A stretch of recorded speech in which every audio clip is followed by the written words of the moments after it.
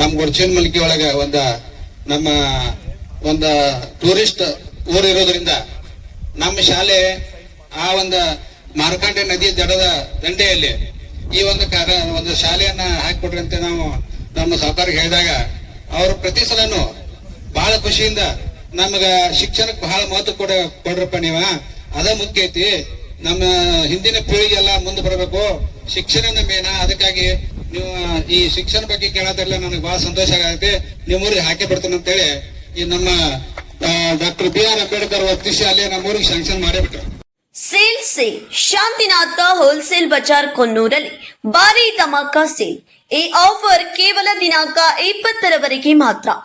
ಡಿಸೈನ್ಗಳ ಸಾರಿಗಳು, readymade ಬಟ್ಟೆಗಳು, synthetics, fancy ಸೀರೆಗಳು, shooting, shirting garments ಮತ್ತು ರೆಡಿಮೇಡ್ ಬಟ್ಟೆಗಳಾದ ಬಟ್ಟೆ ಖರೀದಿಗಾಗಿ ಎಲ್ಲಾ ಕಡೆಯಿಂದ ಜನಸಾಗರ ಹರಿದು ಬರುತ್ತಿದೆ. ಅದಕ್ಕೆ ನಮ್ಗೆ ಬಹಳ ಖುಷಿ ಆಗಿದೆ. ಆ ನಿಟ್ಟಿನಲ್ಲಿ ನಮ್ಮ ಗೊಡಚೇನಮಲ್ಕಿಗೂ ಸಹಿತ ಯಾವುದೇ ಕೆಲಸ ಕಾರ್ಯಗಳನ್ನ ನಾವು ಕೇಳ್ಕೊತು ಅವೆಲ್ಲ ಮಾಡ್ಕೊತ ಬಂದರು. ಅವರಿಗೆ ಅನಂತ ಧನ್ಯವಾದಗಳು ಹೇಳ್ತಾ, ಇವತ್ತು ನಮ್ಮ ಅಮರನಾಥ್ ಜಾರಕಿಹೊಳಿ ಅವರು ಬಂದರು ಈ ಕಾರ್ಯಕ್ರಮಕ್ಕೆ.